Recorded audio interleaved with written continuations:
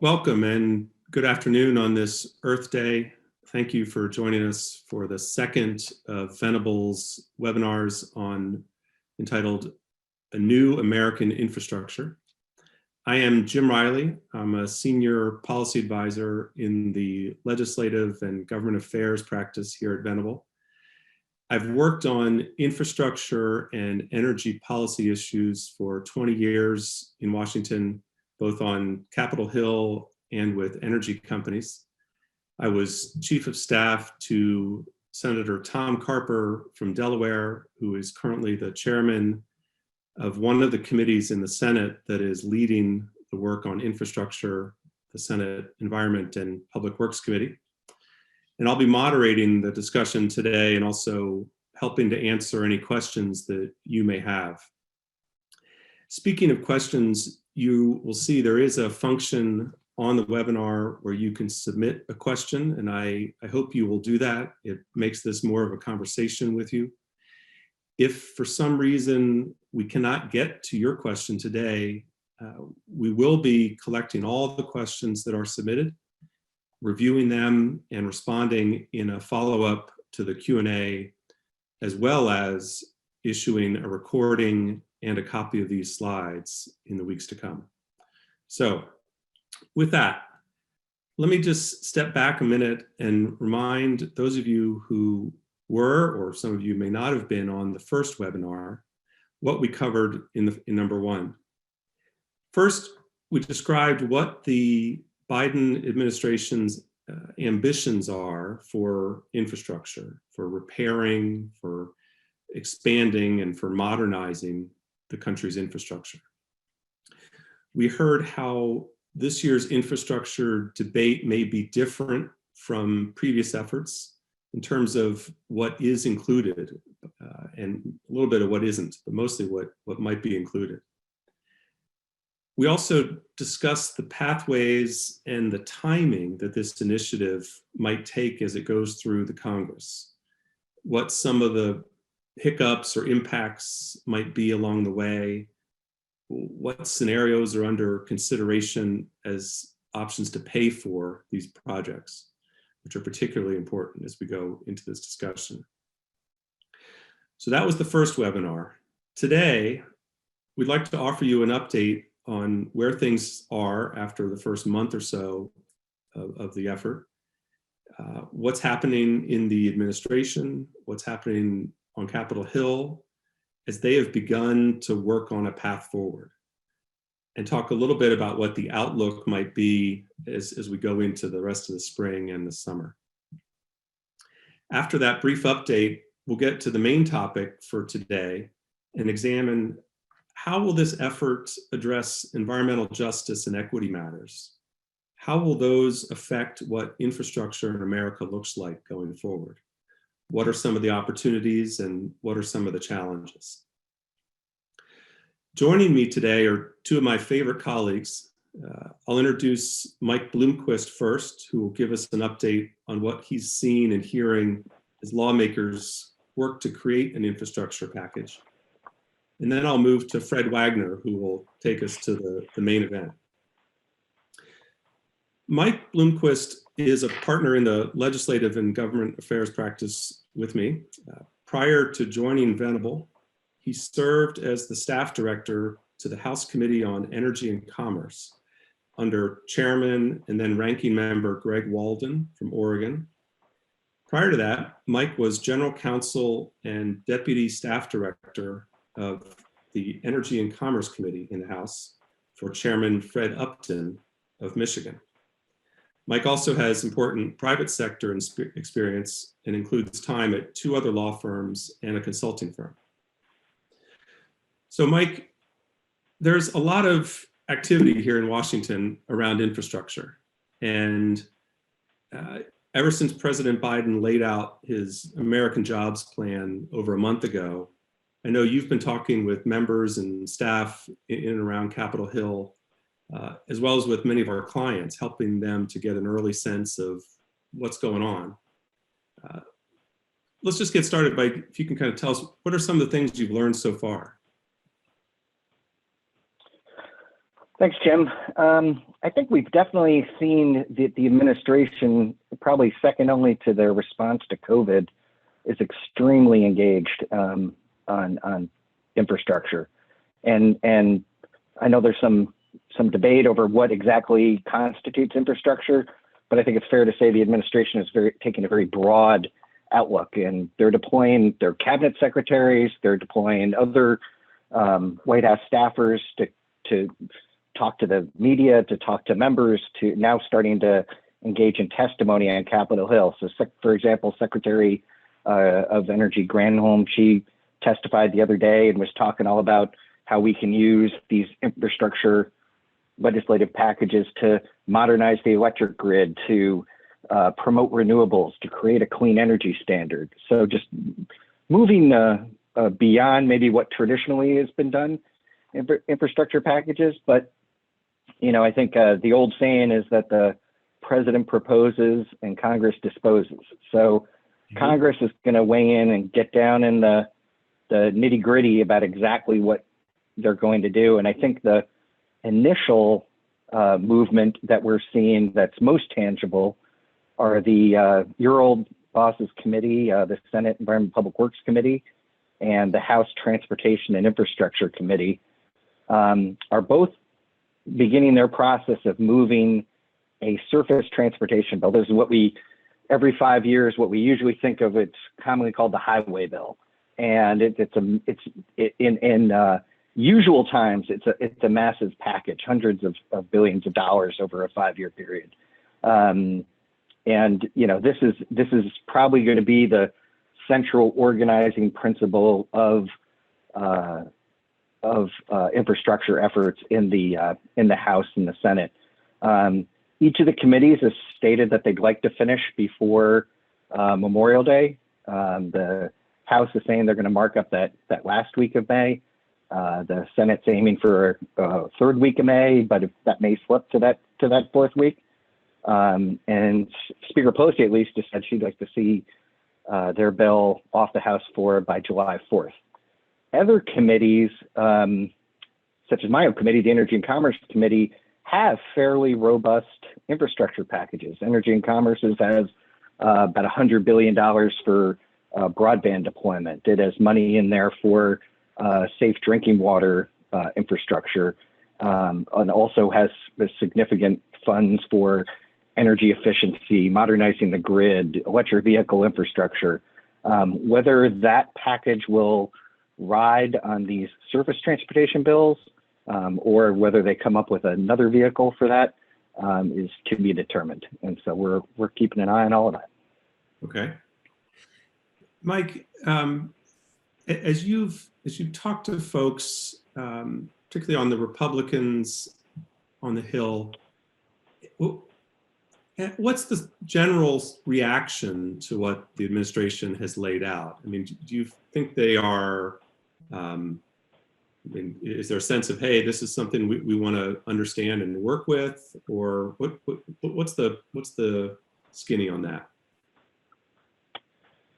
I mean, I think there's definitely a pent up desire to do something in infrastructure. Infrastructure is very popular. It's one of the reasons why I think, you know, earmarks are popular. You're actually bringing back tangible goods for your district, whether it's fixing a bridge or widening a highway or improving a port or an airport.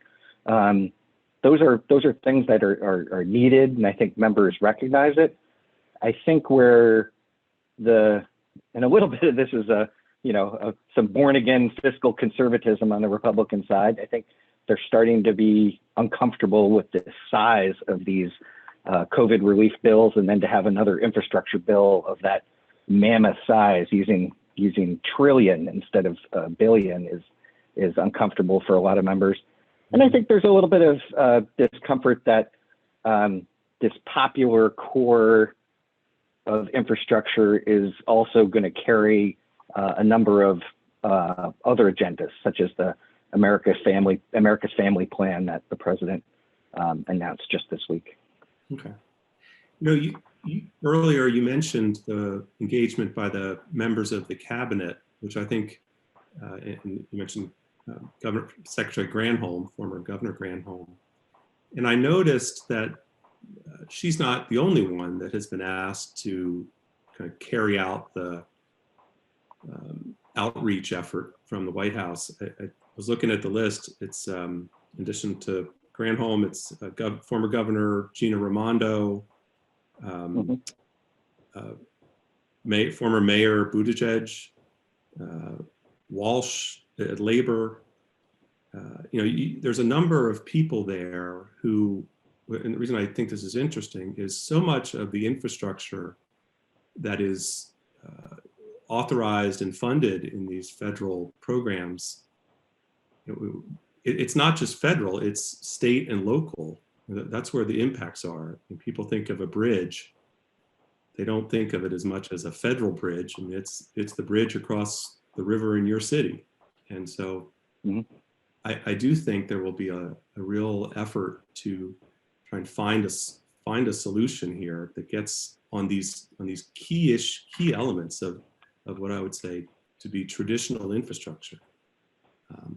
Roads, bridges, ports, broadband, I think has become a traditional part as well. From my conversations in the Senate, there is a sincere desire to do what can be done to reach a bipartisan consensus there. But it's not going to be easy. And you mentioned the price tag. I mean, that's still going to be a hurdle that has to be tackled. Jim, I add a couple of things and see Mike on this as well. I think the debate as it's advanced since the last time we spoke has focused on several different aspects of the proposal. And I put them in a couple of different categories. The first is it combined or is it separated? So one level of the debate has been, would folks be taking out with members of the Congress be taking out things like water? And now we've seen a separate proposal just on water infrastructure, replacing pipes and all stuff like that. Things like schools and whatnot. Would they be viewed as separate from an entire bill? So that's one category of thoughts I'd like to get your reaction, Mike, in terms of, together or separate. And the second one that's advanced quite a bit is the pay-fors. The administration had been very specific with an increase in the corporate tax structure and other corporate loopholes, the way they phrase it, to be the funding mechanism. But we have heard some talk now, even amongst Republicans, about reliance more on the traditional user fees, even though the administration has said quite clearly they do not want an increase in the gas tax. So that debate seems to be another category with the focus on. And then the third category that's advanced quite a bit is the whole discussion on earmarks, whether introducing earmarks again as a vehicle to get greater bipartisan support from both members. And I know just recently a group of Republicans announced opposition to bringing back earmarks, even though Chairman DeFazio had been supportive of that as a means to gather additional support. So, Mike, I don't know what you're hearing about those kind of major issues that I think have been the sort of focus of the debate: combined versus separate, sources of funding, and earmarks. So on combined versus separate, I think one thing we saw with the Senate Republican proposal that we all just got sent this morning, that the topics that were addressed there kind of overlay pretty well with the president's American Jobs Plan. It includes things beyond, bridges and roads to include infrastructure and drinking water to name two. The real difference is the price tags and how to pay for it, which is kind of getting at your second question. Republicans going more with what they view as user fees that they want to use instead of a gas tax, maybe a vehicle miles traveled standard, so that electric vehicles, as they become more commonplace, are paying what's kind of perceived as their fair share of the use of our public roads. Republicans generally seem to be less than supportive of raising the corporate tax. I think they thought that was a signature competitiveness worthy tax cut from the Trump administration. The fact that a lot of corporations are willing to take it up raise their taxes to 25% maybe means there is something that can be done there, because who are you really protecting if you're just saying no? And so I think there probably is a combination there if the will is there to get there on the policy. It's just I think it'll depend on how big the package is as to whether the bipartisanship can continue all the way through the process. And then earmarks, I mean, the House Republicans, it wasn't a big majority, but voted to bring back earmarks as well. I think they're trying to figure out a way that, as is the case on the Democratic side, that instead of unelected bureaucrats making every decision, that elected officials are making at least some decisions about where projects and project money should go, which is in its essence an earmark. I think the Senate Republicans weren't quite ready to go there, which is kind of a reversal of their traditional roles on things, of the Senate being a little more moderate and the House being a little more, at least on the right, a little harder right. So it could really help the highway bill go through. It could help our appropriations season maybe work to function more smoothly. But we don't have full clarity there with like what's going to happen in the Senate. Thanks, Mike, for hitting those 3 points so quickly. And Fred, thanks for the question. I will say before we turn to Fred, one other issue that we're getting a lot of questions about, and those of you on the webinar may be curious about, is the outlook for budget reconciliation. And I think, and Mike, feel free to offer your thoughts too, but our sense is in conversations that the budget reconciliation is not the only option. I think there are, as we mentioned, there are a number of these elements of what could be elements of a larger package that have the ability to go through in what is called regular order, which is the traditional House, Senate majority, or 60 plus votes in the Senate. And this week the Senate is expected to take up the drinking and wastewater legislation that the Senate Environment Committee passed unanimously last month. And that should be on the floor possibly tomorrow, or if not into the beginning of next week. And I encourage people to watch that debate and see what is said, and also who says it, because that may give us some signals on who's working with who and what agreements they might be trying to reach. The proposal that Mike referred to, the Republican infrastructure proposal, which is a couple of pages, it's not legislative language, it's a principles document, I think is important for the fact that it's part of a conversation, and it's not everything that probably all Republicans would have wanted. It probably has some work to be done there, but it does make sure the conversation keeps going forward, and that's what this is about. The president has acknowledged in his comments that he is expecting to have conversations across the aisle. And I think those have been happening. More of them will happen. And people should continue to monitor this package, because there will be additions and minuses along the way. And that's what we'll be doing here at Venable, is tracking those, providing advice and strategies for people who are trying to have something work out a certain way. We'll see if we can find a way to help you be part of that conversation. So thanks again, Mike. If we have some time at the end, we'll come back, see if there's any questions. I see several questions have been coming in. But next, I want to turn over to Fred and introduce Fred. First of all, he's already spoken up, but Fred Wagner, who's a partner here at Venable, served as the FHWA Chief Counsel in the Obama-Biden administration. He has more than 30 years of experience helping clients gain approval for the full spectrum of infrastructure projects across the country. and he chairs the Transportation Research Board's legal section. Fred, looking forward to hearing your views and analysis.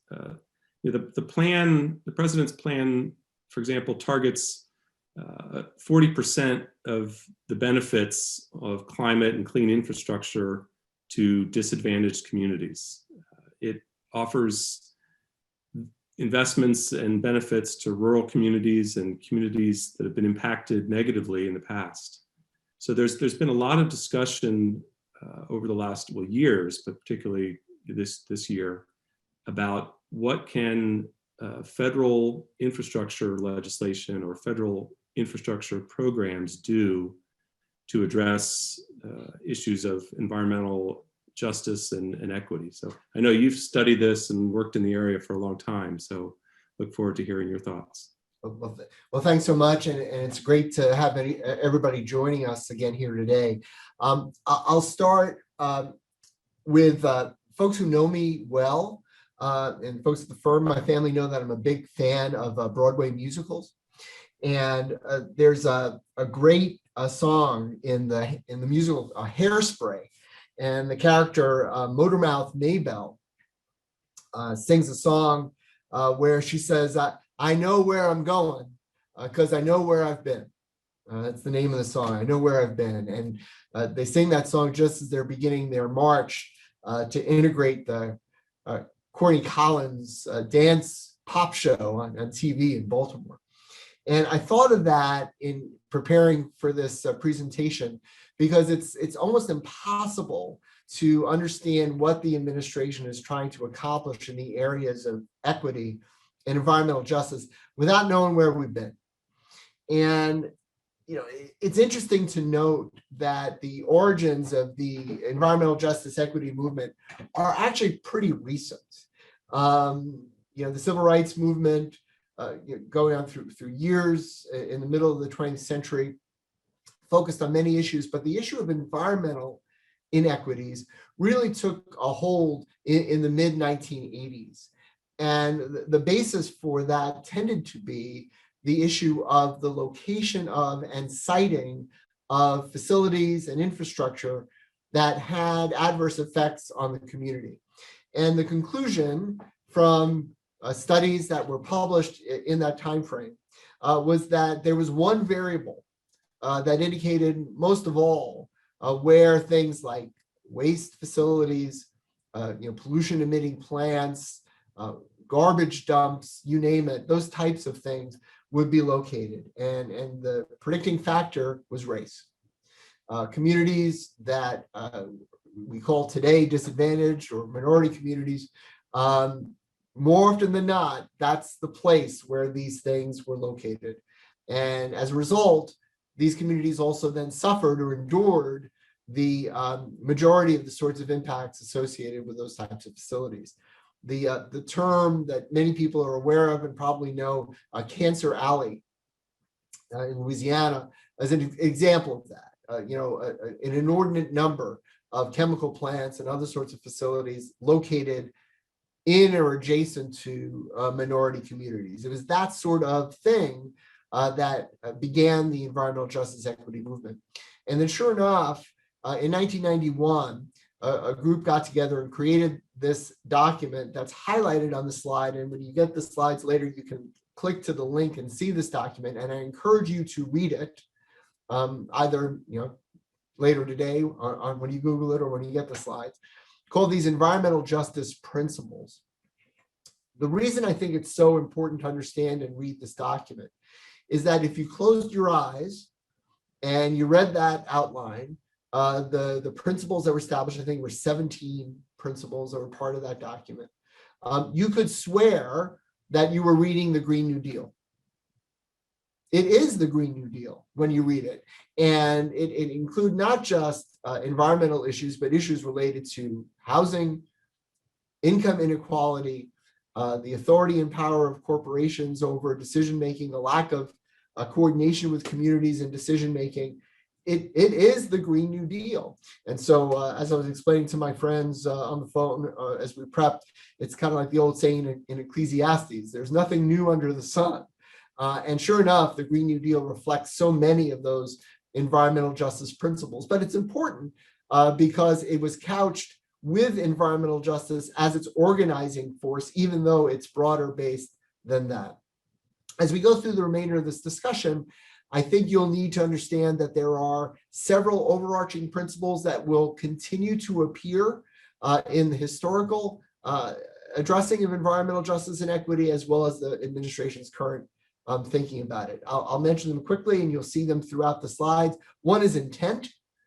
How do you figure out the intent or lack of intent in doing some of these things? Next is the notion of disproportionate impacts. There are impacts to all sorts of things, but what about disproportionate impacts? Then input into decision-making, then investment. Where's the money going? What's the money going for? Who benefits from the money? And then finally, the relationship between infrastructure and other related issues that affect quality of life. That may seem unrelated, but in the debate that we're having right now would very much appear to be. So think of those principles in mind. We'll touch on all of them as we move on. So the next slide. The organizing principles of the mid-1980s were reflected in the watershed moment for environmental justice, which is the Executive Order 12898, signed by President Clinton. And that has been still to this day referenced in any and all activities trying to address environmental justice. And the main objective you see quoted there on the slide. And some of these words are dreadfully important to understanding where this has been used in the past, and then where I think it's going to be transitioning now and into the future. Again, there you see for the first time the notion of disproportionately high and adverse human health effects. So it's not like there's a zero, like there's no effects related to infrastructure that will be felt by communities all along, but it's the notion of disproportionate effects on certain communities. They mentioned human health or environmental effects. Another key term, because much of what we're seeing now, not just dealing with air and water quality, but health effects of infrastructure and what does that mean overall. And then the terms minority populations and low-income populations. Again, that's dreadfully important because those two terminologies do not necessarily jive with some of the civil rights statutes that we'll talk about that use different terminology.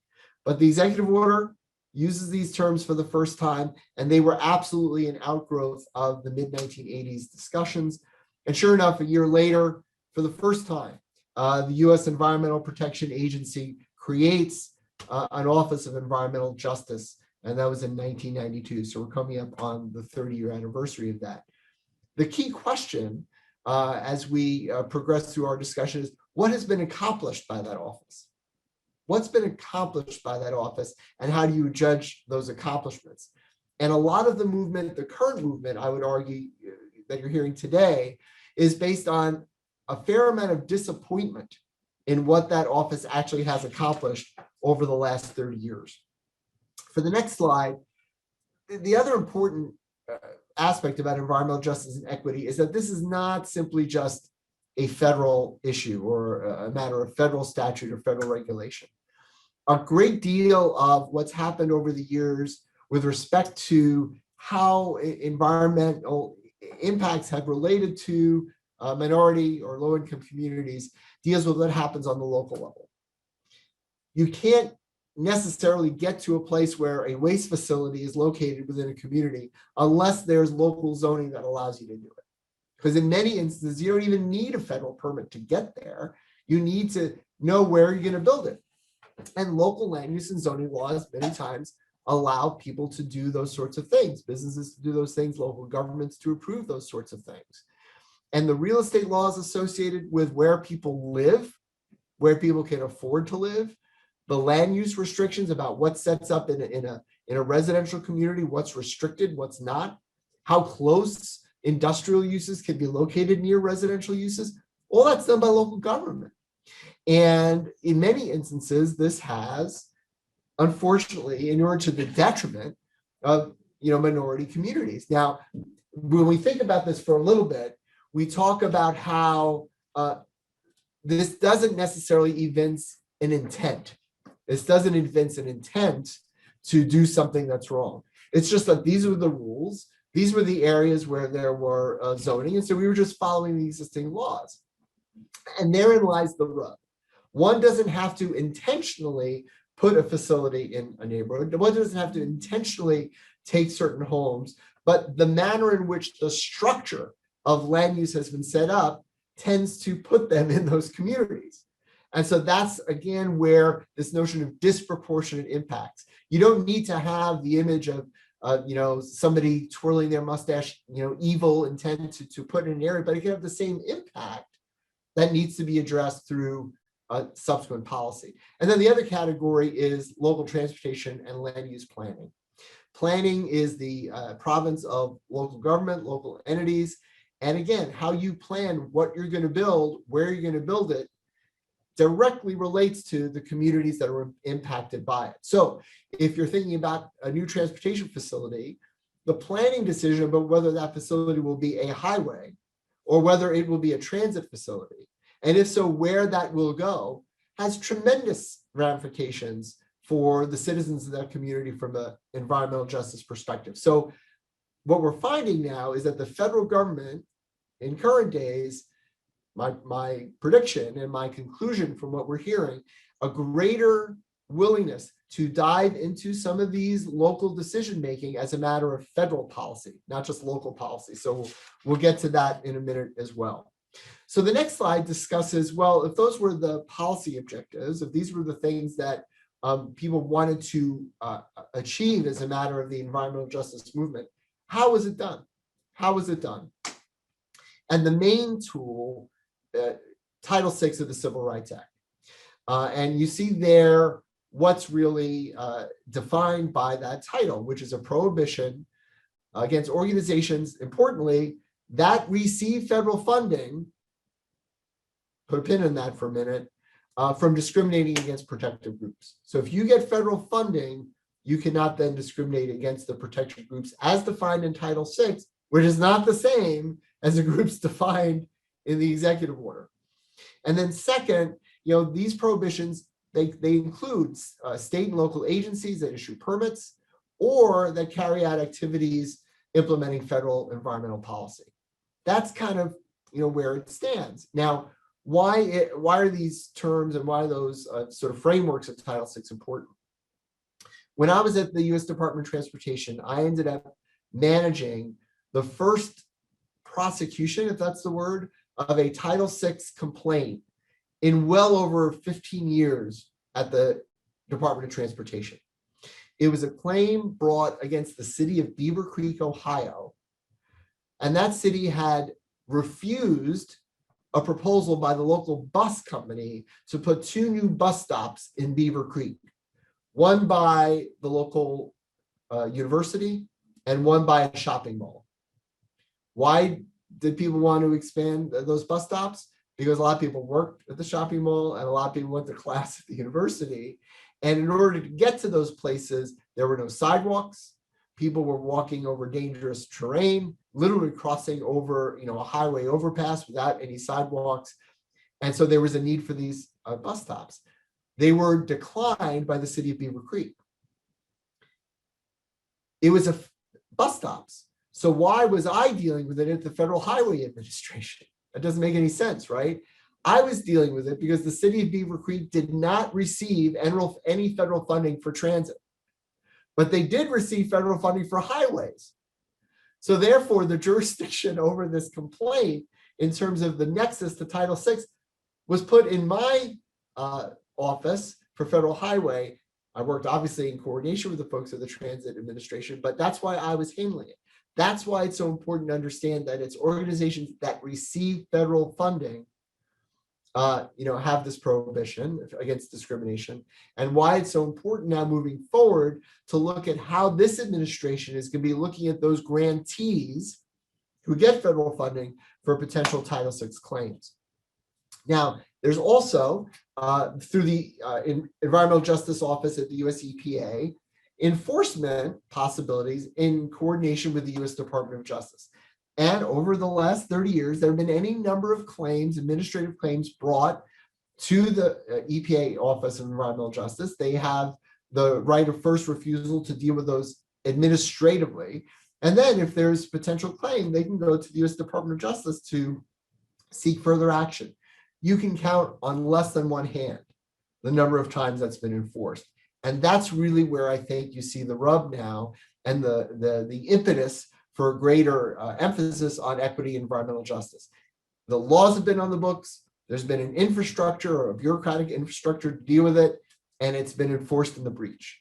It really hasn't been enforced very much. And the history of enforcement of true EJ claims is very, very limited. And again, the case that I helped bring to bear, and eventually we did find that there was a Title VI violation.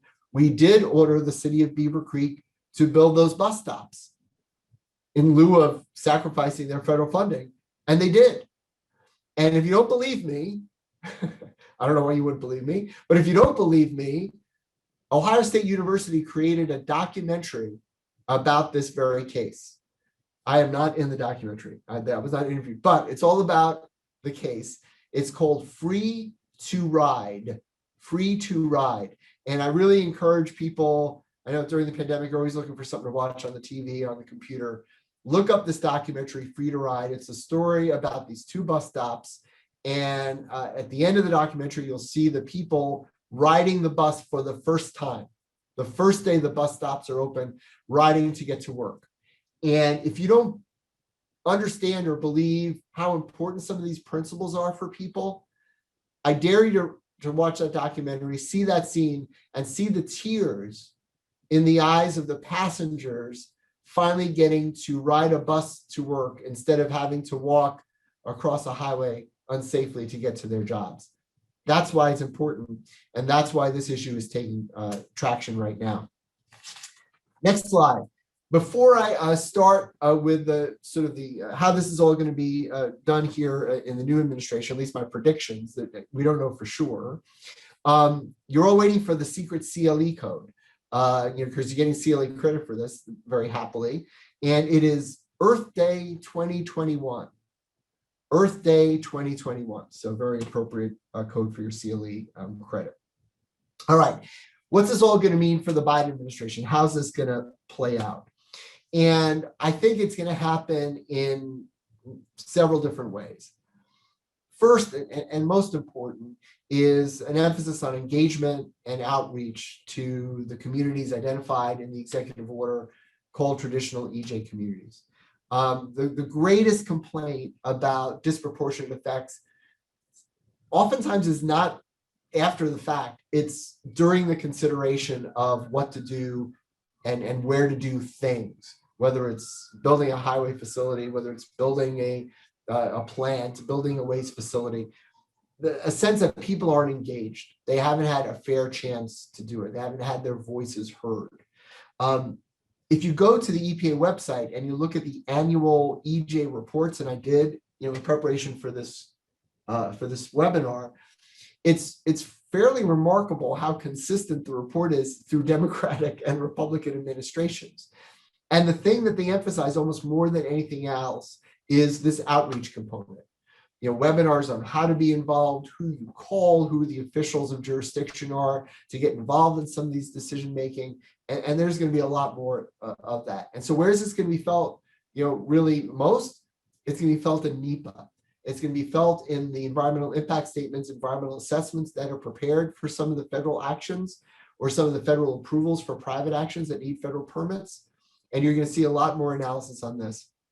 There is a tool that's used by EPA called EJ Screen. EJ Screen, which is basically a GIS type tool that allows one to figure out a lot more about where things are being done and where the communities are. That's sort of like a demographic analysis. You will absolutely see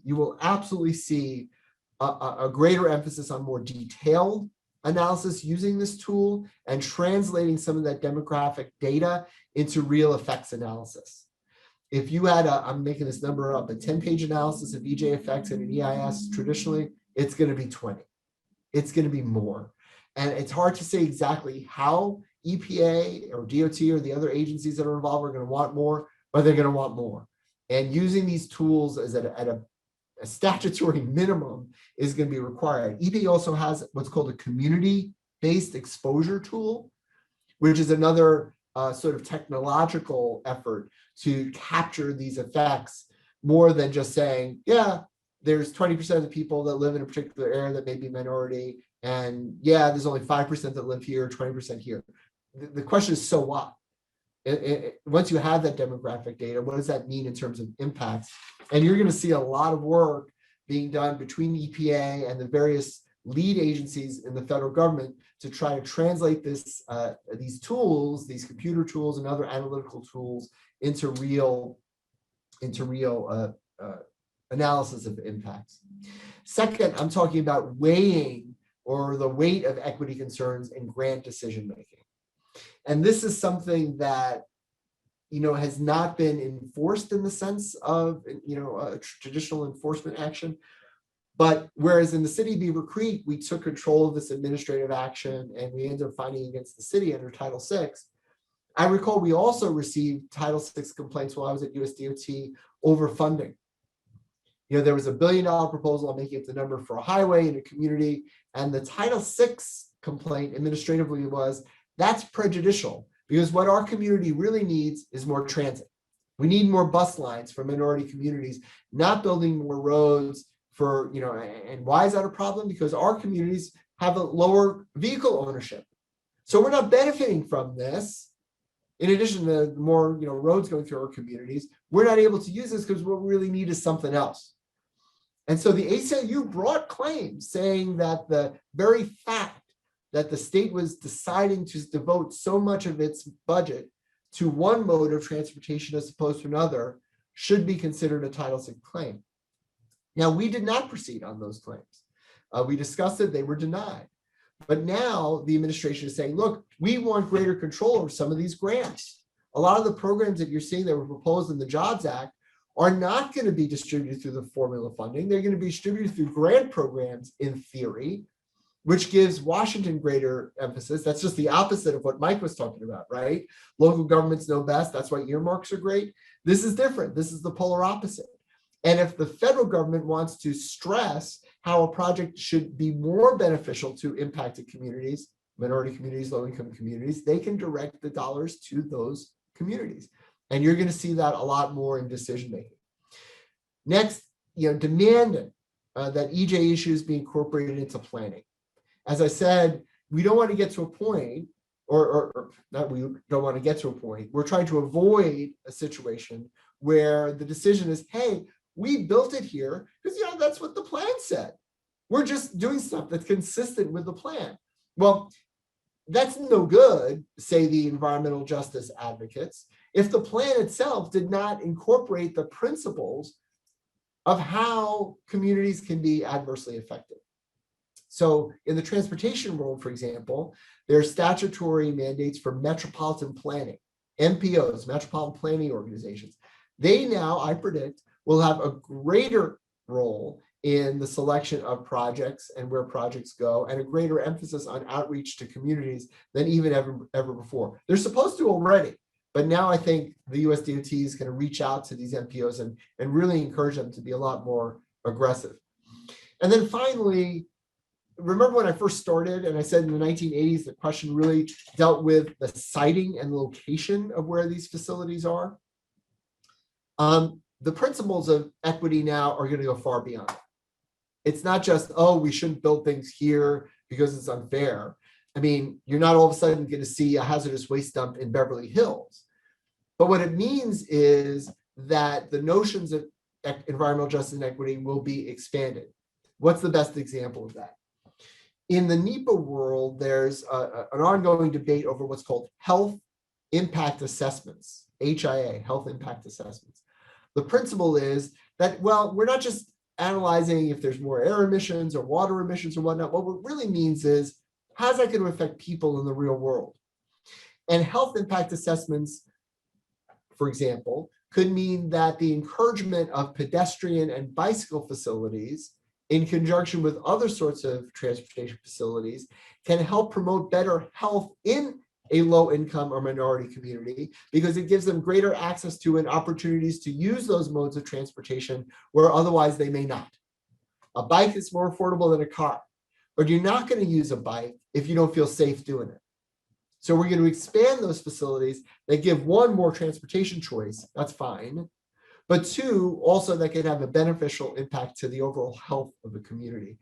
That's what I mean by the expansion of EJ issues in terms of effects. Not just we don't want to adversely affect the community because we dump all the bad stuff in a certain place, but even if we're not doing that, how do the things that we're building and the things that we're deciding to build, how does that affect the communities in the broadest sense? Economically, as well as socioeconomic issues, as well as things like health issues. And so the whole idea of what environmental justice looks at and how it's going to be considered is going to be much broader than it ever was. Like I said, issues like health, issues like economic opportunity and development now will be folded into EJ. And it's hard to understate how this administration is considering environmental justice in all its activities. And if you don't believe me, I mentioned this on the first one, go down to Texas, go to the people in Houston who went through an entire NEPA review for a $7 billion highway project to revise I-45 through Houston. And after a record of decision was issued, the Federal Highway Administration came in and said, we're putting the entire project on pause. We don't want you to issue any contracts for that project because we have concerns about adverse effects to minority communities under Title VI. And we are now undertaking a Title VI review of the project that you've just finished analyzing for the last 10 years. If there's no example about how serious the administration is for this and how EJ is going to filter into every decision coming out of not just the Department of Transportation, but other agencies as well, that's the best example. So it's all encompassing, it's going to filter through all decision making, and it's really probably, in addition to the GHG impacts, talking about Earth Day and the role of greenhouse gases and climate impacts through decision making, equity and environmental justice is probably right there side by side with climate impacts as the most important factor, I think, for all of this administration's policies related to infrastructure. So with that, I'll pause. Jim, turn it over to you to any questions or things that we might have heard from the audience. Fred, thanks, and Mike, thanks to both of you. We have covered a lot of ground here, that's for sure. And I think that we've got a couple of questions that have come in. I don't see that we have time to get to all of them, but let me see if I can get to at least one for each of us. Mike, you're someone who I think has taken a look at the infrastructure proposal, and I've heard you describe it as going big and bold and transformational. But at the same time, there is a real challenge, and you touched on it, around how this might be paid for. And I'm curious whether you have a sense of, within all this whole universe of the policies and the pay-fors, are there one or two things you think have a good chance of moving forward on a bipartisan basis? And if so, what are they? I mean, I'd say if I was betting your money, which I'm always very careful with, I would say the surface transportation bills. I think there has been real good faith efforts on both the Republican and Democratic teams to try to move forward on that and not get caught up in all the boogeyman talk about reconciliation, tax hikes, and stuff like that. And partially, it's they're punting a little bit on how they're going to pay for it, so they're kind of just pushing that question down the road. The authorization of a large authorized drinking water and wastewater program, I think, is something, as you said, we're going to be on the Senate for this week. There's a lot of interest in doing that on the House side, but again, that's an authorization that isn't paying for it. So one of the things that Senator Kuhn, I believe he said it last week, he kind of said the quiet part out loud, is that maybe you get bipartisan agreement on the policies and the structures of whether it's surface trans or wastewater, drinking water, pipe replacement, or broadband, things like that. But then it's paid for through a more partisan budget reconciliation process, where you'd also be able to raise taxes and spend money in ways that you would only need 51 votes as opposed to 60 votes. So the Republicans would not be able to filibuster it. Now, it's a tightrope because the Republicans, weren't born yesterday, and they could see that that's what's going to happen, and, get all frustrated that their bipartisan efforts are being kind of taken for, left at the altar when it comes to paying for stuff. But on the other hand, if they're getting the policies they like and they think it's good policy, they're in the minority and they don't have the votes. So that may be one path forward. Okay. No, and I know we'll continue to get questions about the pay-fors and the reconciliation question. I'll just highlight that our next webinar will be on May 12th, and the revenue and pay-fors will be the main event topic there. So encourage people to pencil that in on your calendar. Thanks, Mike. And Fred, you've covered a lot of ground here.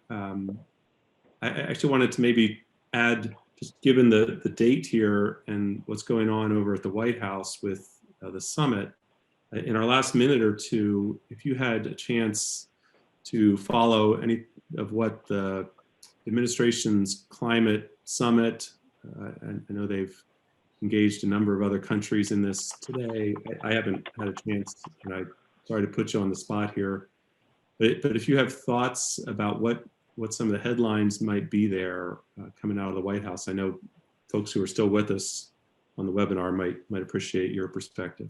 Yeah, thanks. And yeah, in the spirit of the speed by which things are coming out of this administration and the breadth and scope of the proposals, today is no different. A tremendous acceleration of the proposed reduction in carbon emissions, trying to get to 52% reduction by 2030 was the announcement today. And my initial reaction to that was that, at least in the transportation sector, starting there, because it is right now, according to most experts, the one sector of the American economy and American industrial activity that has the greatest amount of greenhouse gas emissions, that the pressure on the more traditional highway bill, as Mike called it, is going to get even greater to deal with some of these elements that the Biden administration has introduced. So, for example, the building of the EV infrastructure. You cannot, it is impossible to even remotely, it may be impossible already, but it's certainly impossible to get to that kind of goal without the advancing the electrification of the transportation industry. And you can't electrify the transportation sector, and you can't electrify the sector without the EV infrastructure associated with it. It's impossible. You just can't. And so that's just for citizens, for regular people that drive a car, as well as changing the mix of gas-powered vehicles versus electric vehicles in the trucking industry. I saw somebody ask a question about that, as well as in the maritime space and in the aviation space. The pressure on how to transition the transportation sector will be even greater with those ambitious goals. The other thing I note is that it has ripple effects into so many other sectors and so many other agencies. So the thing about the housing sector and HUD grants. Well, HUD grants can be used, for example, for greater efficiency of thermostats. Many of us in our homes now, maybe listening, have like a Nest, a Nest thermostat, which is a smart thermostat. And my wife jokes that our Nest keeps our house so cold that she wants to get rid of the Nest. But I love it because I get all these reports every week from Nest saying how efficient I've been. HUD grants could promote stuff like that across the board. HUD grants could promote the development of affordable housing with the mandate that it includes EV infrastructure in the basement of the new apartments that are being built or on the streets. There could be additional grants, HUD grants, for the redevelopment of streetscapes in urban and suburban areas to eliminate parking, but to promote EV infrastructure, for example, right? In the energy space, the Department of Energy, you're going to see tremendous amount of research grants and dollars for research dollars and set, to get some of this stuff out into the marketplace. I mean, it's just going to have ripple effects throughout. So it's a tremendously aggressive standard, but it has real practical implications for the debate over this infrastructure bill. Thanks, Fred. And I know others here at Venable have been reaching out and having conversations with folks in the administration and on the Hill about decarbonization and how it intersects with infrastructure.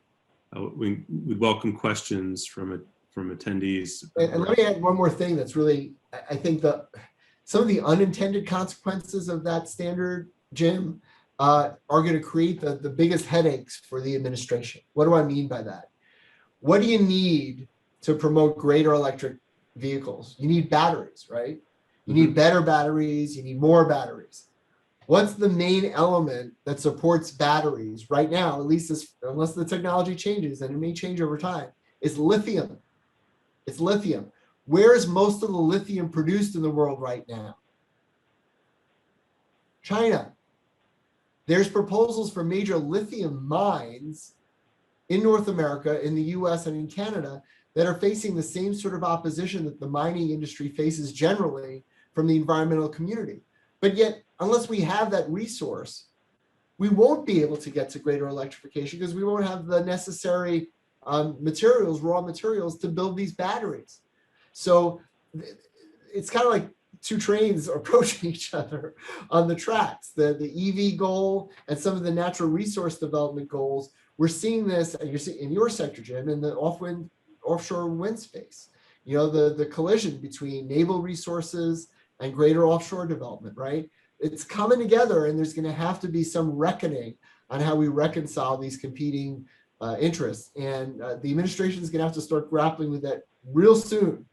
Because these major goals and objectives can't be met unless there's some means of compromise on some of those issues.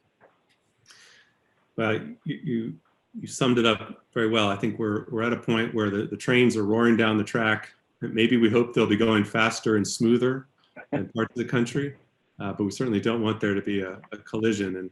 And here at Venable, we'll be following all of this and reporting to you and others as this develops throughout the year. I just want to first thank the panelists for being with us today. They've put a lot of work into this, and all of them are available to help all of you with questions. You can access our information here through the website.